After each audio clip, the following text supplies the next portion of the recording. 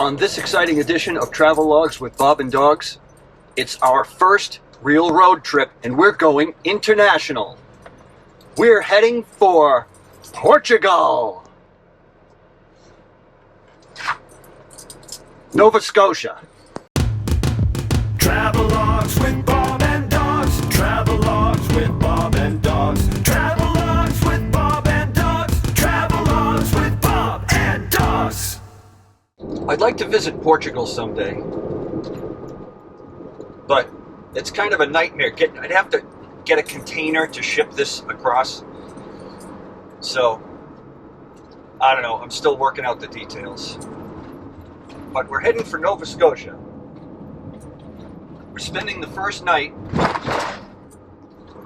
at Cobb's Cook State Park in Maine, which is about 230 miles from home and 230 miles from Nova Scotia. So we'll check back in. We're at Cobb's Cook State Park. We're heading for the beach. We got in last night. It was pitch black, so there was nothing to see. I was going to get takeout last night. There was literally nothing for the last 100 miles.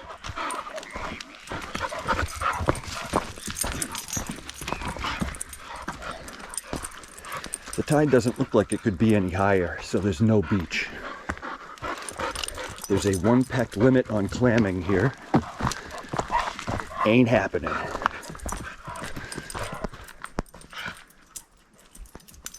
Here's the ocean.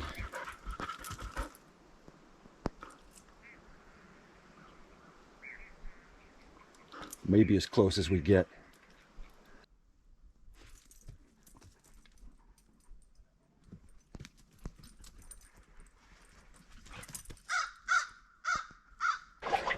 So I've been booking my campsites online, and I swear to God, I picked the worst ones.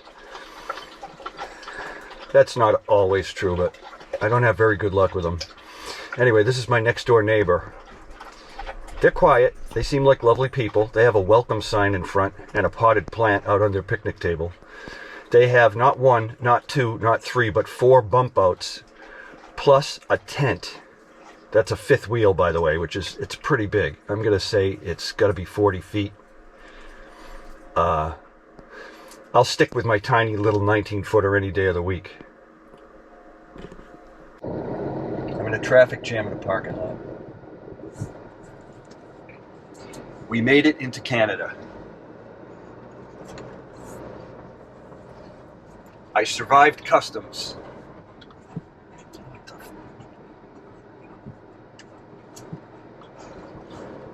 You're a terrible driver. And I had to pull over because I had to convert my speedometer to kilometers per hour. It's my first time driving in a foreign country. It's nerve-wracking.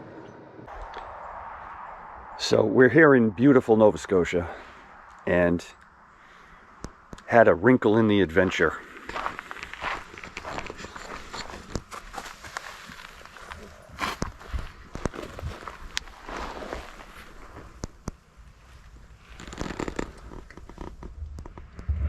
You see that red thing?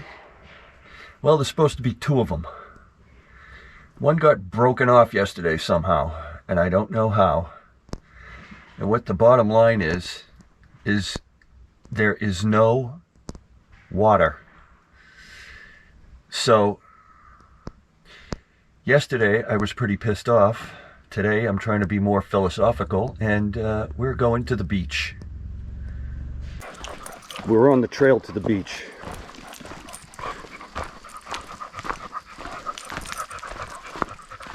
It's nice and quiet. It's 1.3 kilometers, which is 7 miles. But we're going to make the most of it. So, we drove over this on the way to the campground, and I said to myself, that is the biggest culvert think I've ever seen. They must have some serious water flow there. No. It's the trail to the beach. Under the road.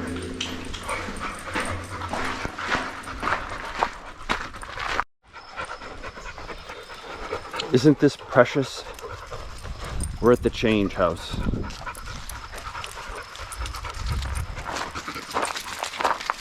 Speaking of which, when I was at the bank, they gave me dollar coins because they were out of loonies.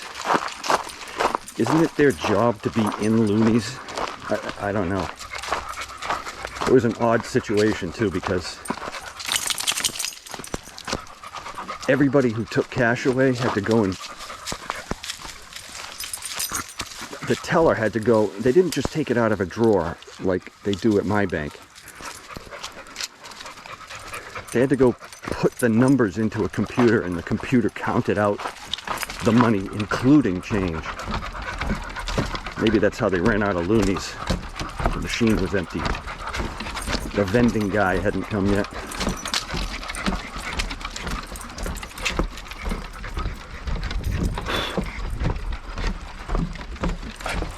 This is Amherst Shores. Amherst Shore. The tide is in. I saw it out yesterday, and when it's out, the ocean just disappears. It's all red rocks. Good luck finding clams in this stuff.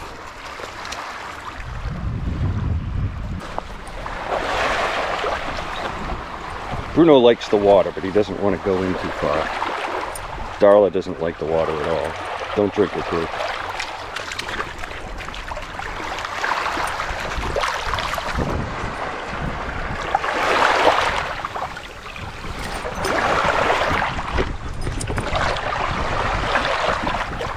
That's a special blend of wife and dogs. Sorry for the jerky shot, Darla. You know how it is. It's our first time ever seeing the Atlantic Ocean. It's not as big as I thought. This is just about the most adorable picnic area I have ever seen.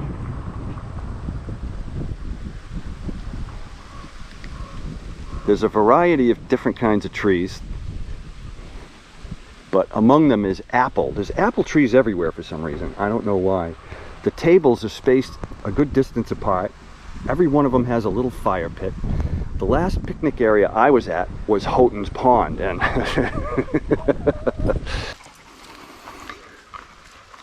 so I've been thinking about it. I don't know how we go on without a water system.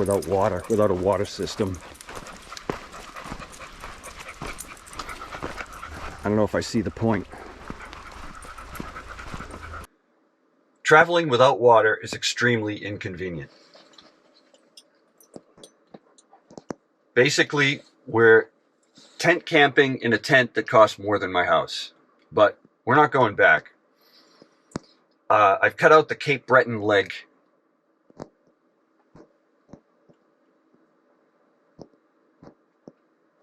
Because it's too long to think about without water. And it's also, it looks a little more remote. So it's long periods of time without showers and public toilets. Ick.